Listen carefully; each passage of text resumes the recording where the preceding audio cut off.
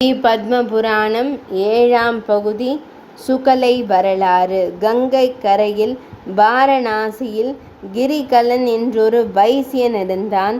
மனைவி சுகலையுடன் வாழ்ந்து வந்தான். அவள் சாஸ்திரங்கள் அறிந்த உத்தம பத்தினி. கிரிகலன் புண்ணிய தீர்த்தங்களுக்கு யாத்திரை செல்வதால் புண்ணியமும் சேரும் என்று கேள்விப்பட்டு செல்ல முற்பட்டான். அவன் மனைவி சுகலையும் உடன் வர ஏற்பாடுகள் செய்ய அவள் அதற்கு சம்மதிக்காமல் அவள் கோயிலுக்கு சென்றிருந்த சமயம் அவளுக்கு தெரியாமலேயே யாத்திரை சென்று விட்டான்.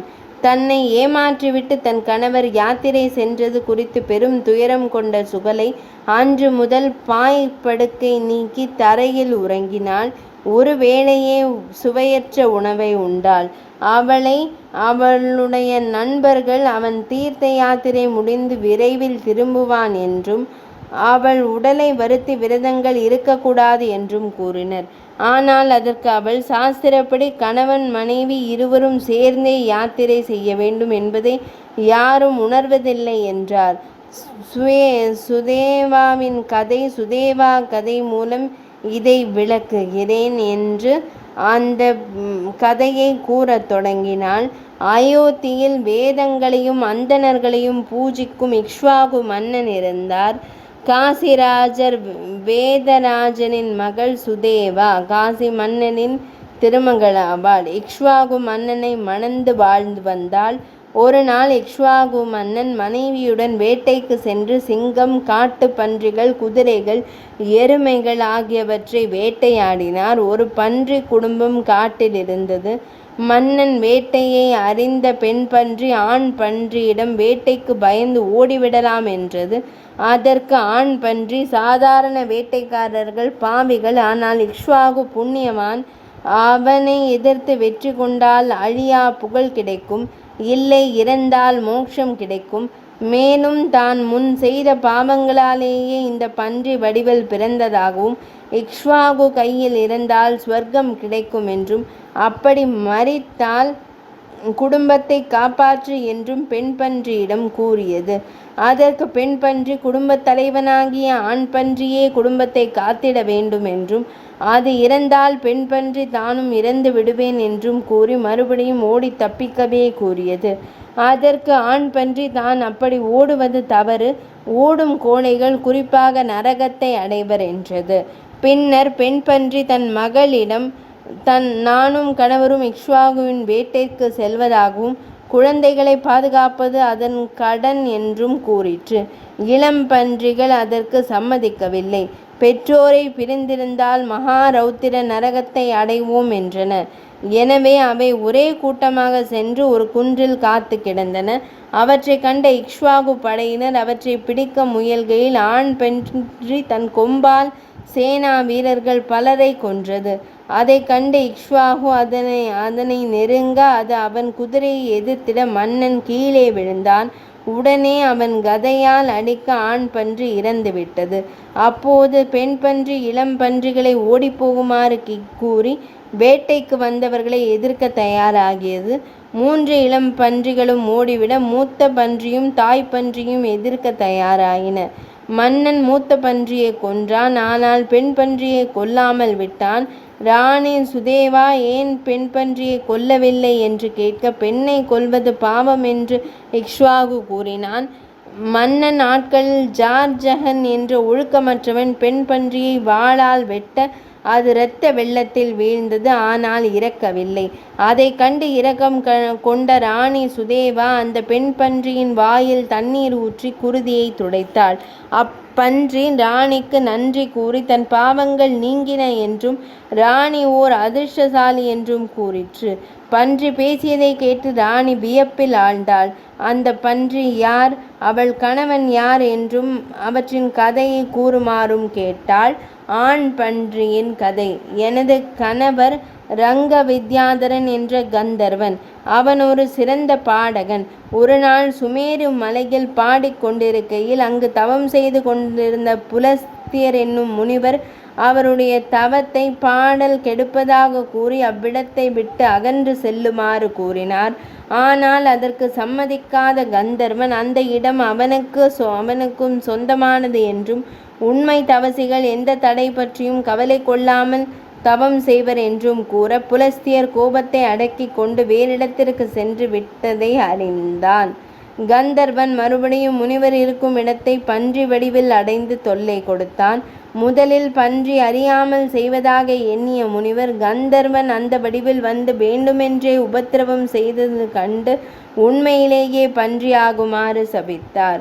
இது குறித்து என்ன செய்வது என்று அறியாத கந்தர்வன் இந்திரனிடம் சென்று முறையிட இந்திரன் முனிவர் சாபத்தை மாற்ற முடியாது என்றும் இக்ஷ்வாகு மறுபடியும் கந்தர்வன் வடிவம் பெறுவாய் என்றும் கூறி அருளினார். இவ்வாறு ஆண் பன்றியின் வரலாற்றை கூறிய பின் பெண் பன்றி தன் வரலாற்றை கூறத் தொடங்கியது. பெண் பன்றியின் கதை. ஸ்ரீபுரத்தில் வசுதத்தர் என்ற அந்தணர் தன் மகள் சுதேவா என்பவளுடன் வாழ்ந்து வந்தான். அவளை மணம் பேச பலர் வந்ததும் அவன் அதற்கு சம்மதிக்கவில்லை. ஒரு நாள் அவர் மனைவி அது பற்றி கேட்க அவன் வீட்டு மாப்பிள்ளையாக இருக்கக்கூடிய ஓர் அந்தணனுக்கே அவளை மணம் செய்து வைக்க விரும்புவதாக கூறினான். கடைசியில் சிவசர்மா என்ற பெற்றோர்கள் இல்லாத அந்தணனுக்கு தன் மகளை திருமணம் செய்து வைத்தான். வசுதத்தரால் செல்லமாக வளர்க்கப்பட்ட சுதேவா தான் பணக்காரி என்றும் தன் கணவன் ஏழை என்றும் அவனை மதிக்காமல் கேவலமாக நடத்த அவன் ஒரு நாள் யாருக்கும் தெரியாமல் சென்று விட்டான். இதனால் கோபமடைந்த வசுதத்தர் பெண்ணை வீட்டை விட்டு வெளியே தள்ளி அவளது தாயாரிடம் குழந்தையை 5 வயது வரை பெற்றோர்கள் செல்லமாக வளர்க்க வேண்டும் என்றும் 8 வயது வரையில் பெற்றோரிடம் வாழ வேண்டும் என்றும் பின்னர் திருமணம் ஆனதும் கணவனுடன் வாழ வேண்டும் என்றும் அதன் பிறகு தகப்பனார் வீட்டில் இருக்கக்கூடாது என்றும் பெரியோர் கூறுவர் என்று கூறி உக்ரசேனன் கதையை கூறினான். உக்ரசேனன் வரலாறு.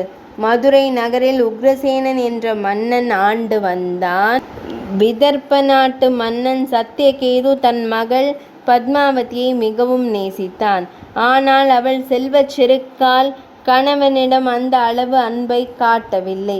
இந்நிலையில் சத்தியகேது உக்ரசேனரிடம் பெண்ணை அனுப்பி வைக்குமாறு சொல்ல இஷ்டமில்லாமல் அவளை உக்ரசேனர் அனுப்பி வைத்தான்.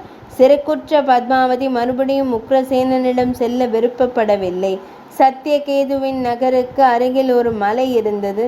அங்கு ஒரு நாள் சென்ற பத்மாவதி நிதிக்கு அதிபதியான குபேரன் நண்பனாகிய கோவலனை சந்தித்தாள்.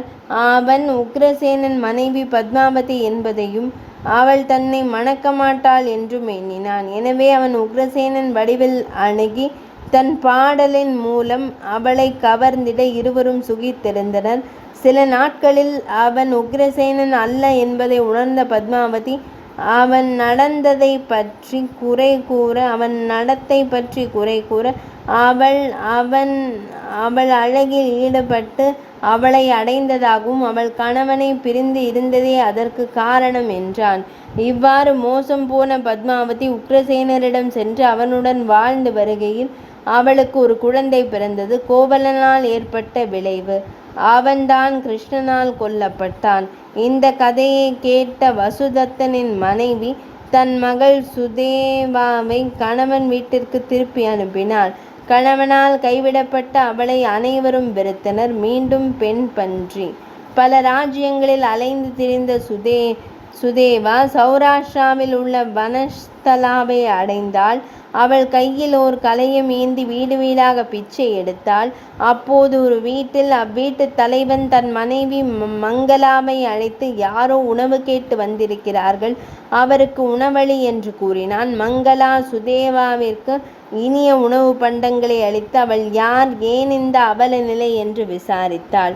2வது முறை அவ்வில்ல தலைவன் குரலை கேட்ட சுதேவா அவர் தன் கணவர்தான் என்பதை அறிந்து வெட்கத்தால் தலைகுனிந்து நின்றாள். அது குறித்து மங்களா தன் கணவரிடம் கேட்க அவள் வசுதத்தனின் மகளும் தன் மனைவியுமான சுதேவா என்று கூறி அவள் தன்னை தேடியே வந்திருக்கலாம் என்றும் அவளை நன்கு நடத்து என்றும் கூறினான்.